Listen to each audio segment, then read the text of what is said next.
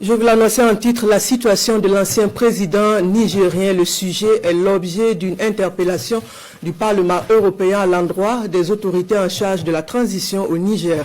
Une situation que décrit les peuples de la Confédération de l'AES. Une marche vient de se tenir ce jour 28 mars. Issoufou Kaboré, Moumouni Wanga. Une marée humaine ce samedi matin à la place de la Nation. À l'appel de la coordination nationale de la veille citoyenne, militants et sympathisants se mobilisent pour barrer la route à la résolution du Parlement européen exigeant la libération de Mohamed Bazoum.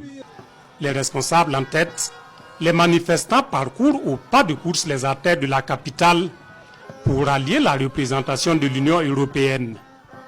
Ici, le message est sans équivoque, non à l'ingérence de l'Union européenne dans les affaires internes du Niger.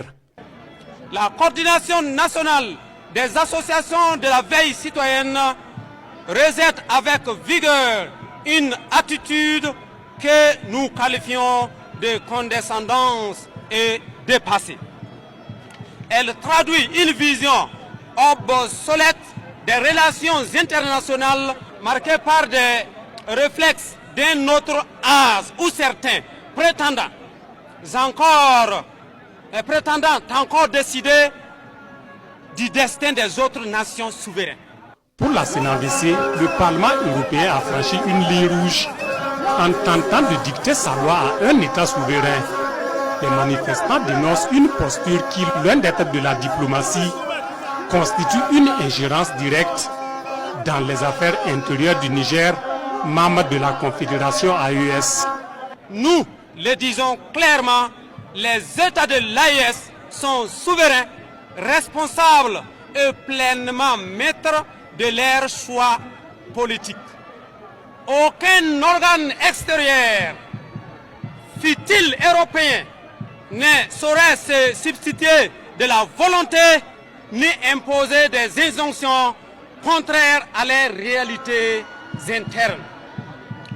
Par conséquent, la coordination nationale des associations de la veille citoyenne condamne avec la plus grande fermeté cette résolution qui constitue un manquement grave au respect dû aux États de l'AES. L'Afrique a changé. Les peuples de l'AES ont changé. L'époque de la domination, de la tutelle des injonctions extérieures appartient définitivement au passé.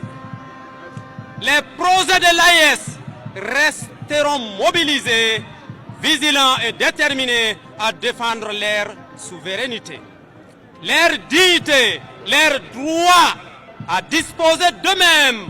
Toute tentative de pression ou d'ingérence rencontrera une résistance politique citoyenne et légitime à la hauteur des enjeux. La souveraineté n'est pas négociable, elle se défend. Le Niger, à l'instar des autres États de l'AES, est un pays souverain. À travers cette manifestation, les peuples de la Confédération rejettent cette ingérence. Même message martelé par le président du monde de la CNVC et la communauté des Nigériens au Burkina Faso. Les mots me manquent. Vu les populations AES, parce que je ne veux pas dire les populations Burkina, les populations AES, les manières qu'ils ont sorti, et alhamdulillah, les lettres que les présidents ont, on a pu donner ça à l'Union européenne. Maintenant, ça dépend de eux. Bazoum, c'est un ancien président. D'ailleurs, c'est eux qui nous avaient imposé. Moi, je suis Nigérien. Je connais qui est Bazoum. Nous, on leur a remis une correspondance. On leur a notifié que les trois États de l'AES, surtout le Niger, c'est un pays souverain. Et la terre nigérienne appartient aux populations nigériennes. Et sachez que l'Union européenne ou le Parlement de l'Union européenne ne peut pas dicter leurs lois. C'est pourquoi on a rédigé un document de 2 pages dans lequel ils vont s'inspirer. Les populations des années 60, des années 70, années 80, années 90 ne sont plus. C'est la génération nouvelle, un peuple éveillé.